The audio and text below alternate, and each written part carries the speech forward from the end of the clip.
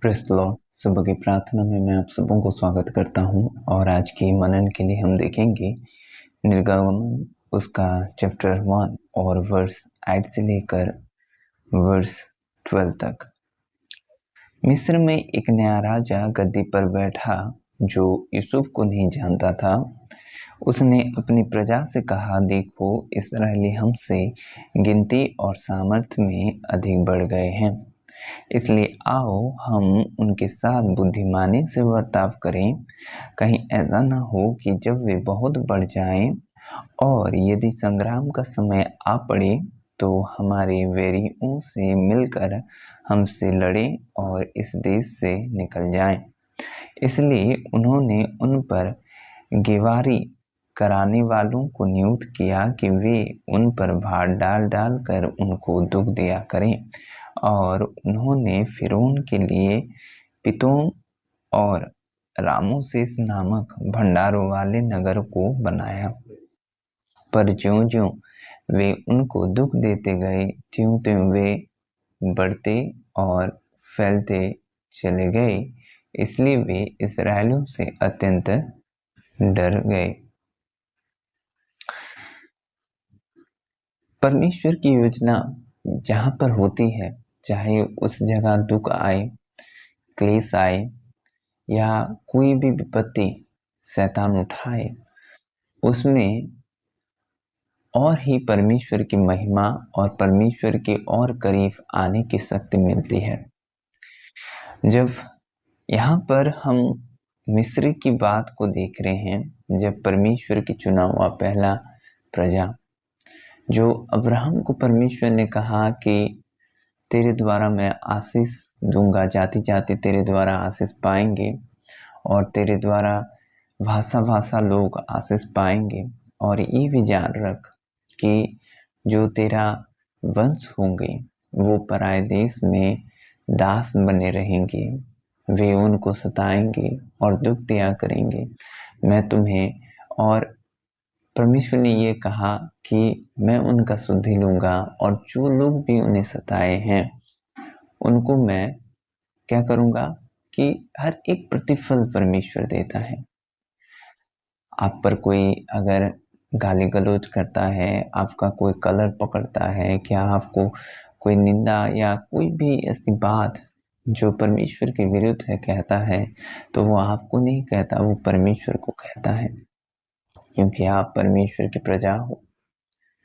परमेश्वर हमें इसलिए चुना कि उसकी महिमा को हमारे साथ वो क्या करे कि उसकी महिमा को प्रकट करे।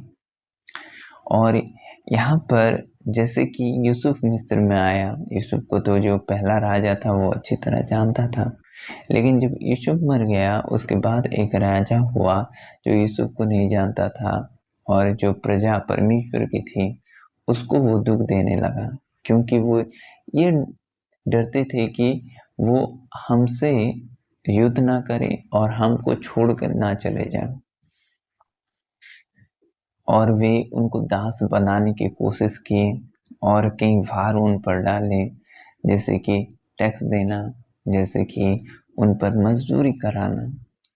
और जब जब वे उनको सताए गए, परमेश्वर उनको त्यों त्यों बढ़ाता गया। याद रखिए, अगर परमेश्वर की योजना जहाँ पर भी हो, चाहे वो कठिन परिस्थिति आए या कुछ भी ऐसा हो जो शैतान लाए, फिर भी परमेश्वर उनके साथ रहता है जहाँ पर उसका योजना है, और उनको फैलाता है, उनको बढ़ाता है।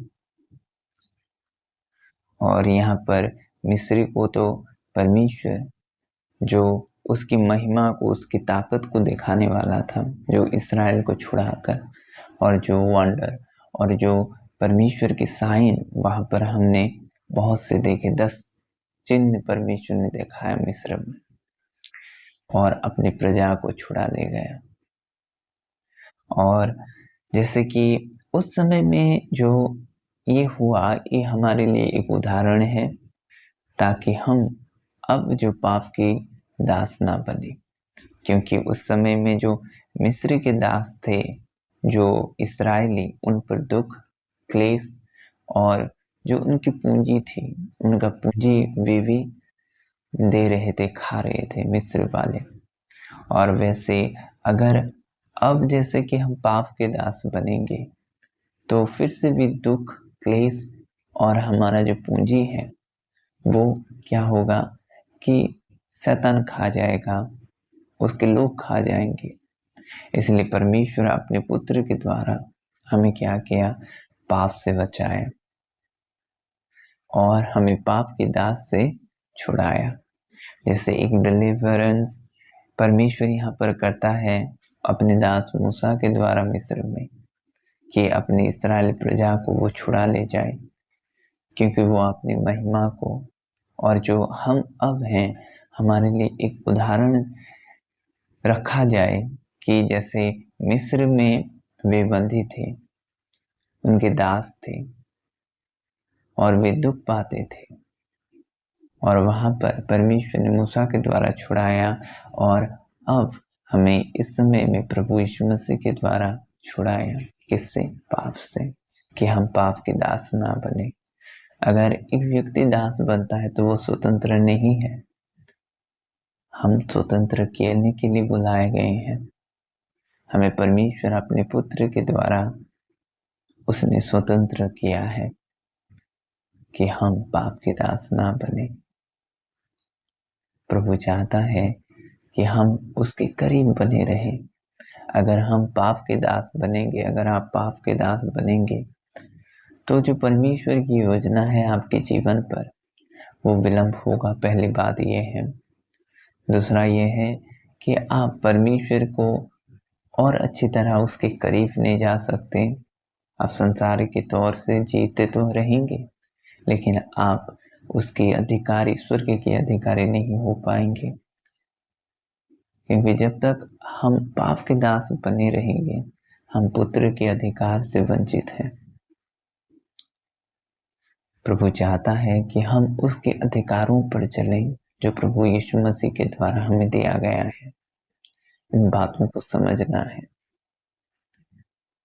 और यहाँ पर एक एग्जाम्पल की तरह, एक उदाहरण की तरह परमेश्वर हमसे, जो पुराने लोग हैं, उसके पहला पुत्र जो इस्राएली कहला जाता है, उसके द्वारा हमें उदाहरण तौर के साथ हमें अब सीखने को मिल रहा है कि हम पाप के दास ना बने रहे। कई बार जैसे परमेश्वर उनको मिस्र से छुड़ाने गया, वे अपनी पुरानी जिंदगी में वापस आना चाहते थे। शैतान उनके मन में डालता था कि पुराने जीवन पर वे ऐसा करते थे, ऐसा खाते थे, ऐसा मिलता था, और उसमें वे परमेश्वर के क्रोध को लाते थे। और जब क्रोध लाए तो कई लोग मर गए उनके बीच में। और कालेब और योशू ये दोनों ही प्रतिज्ञा के देश पर पहुंचे। और अब भी ऐसा होता है कि अगर हम कुछ दिन के लिए पाप छोड़ दें तो शैतान क्या करता है कि आपके पुराने जीवन पर वापस ले जाने की कोशिश करता है। एड़ी चोटी का जोर लगा देता है कि आप फिर से अपने संसारिक स्वभाव में, पुराना स्वभाव में, पाप के स्वभाव में चले जाएं और अपना पिछले जीवन बिताएं, क्योंकि वो चाहता है कि आपको परमेश्वर के वारिस ना बनाए, परमेश्वर के अधिकारी ना करे। इन बातों को समझना है। प्रभु इस वचन से हमें ये सीख दिलाता है कि हम अब दास नहीं हैं, हम उसके पुत्र हैं, हम उसके अधिकारी हैं, हम उसके वंशज हैं। प्रभु इस वचन से आप सबों को आशीष करें। आमीन। अभी प्रार्थना का समय है। मैं आपके लिए प्रार्थना करूंगा। पिता, मैं आपके लोगों के लिए दुआ करता हूँ खुदावंद। हे प्यारे पिता, प्रभु जी, आपके लोगों को प्रभु आप पुत्र होने के अधिकार दिए हैं खुदावंद। होने दे पिता, वे अधिकारों में चलें खुदावंद। जिन दास से प्रभु पाप की गुलामी से खुदावन आपने छुड़ाया है खुदा, वापस उसमें ना मुड़ने के लिए प्रभु आप अनुग्रह करें। खुदावंद आपकी स्तुति, आपकी महिमा उनके जीवन पर बने रहे खुदा। प्यारे प्रभु पिछले जीवन पर ना लौटे खुदावंद, जो संसार के जीवन है खुदा। हे पिता होने दे खुदा, आपके लोग आपकी पवित्रताई पर चलते रहे खुदावंद। पुराना स्वभाव मिट जाए, पुराना स्वभाव मिट जाए यीशु के नाम से। हे प्यारे प्रभु आपके नए स्वभाव में चले यीशु, ऐसा अनुग्रह करें खुदा। प्यारे पिता आपके बढ़ाई उनके जीवन पर हो, आपकी महिमा को वे देखें, आपकी आशीष उनके जीवन पर उमड़े खुदावंद। प्यारे पिता आप छू लें खुदावंद। जो लोग बीमार से ग्रसित हैं यीशु के नाम से वे चंगे हो जाएं। हे खुदावंद आपके करीब बने रहें खुदा। प्यारे पिता प्रभु जी आपको ना भूले प्रभु जी, आपको ना भूले प्रभु जी। वे आपके बेटे बेटियां हैं खुदावंद, इस अधिकार पर प्रभु वे चलते रहे खुदा, और इस अधिकार को ना भूलें प्रभु जी। खुदावंद आपकी स्तुति हो यीशु नाम श्री के नाम में, आमीन। God bless you.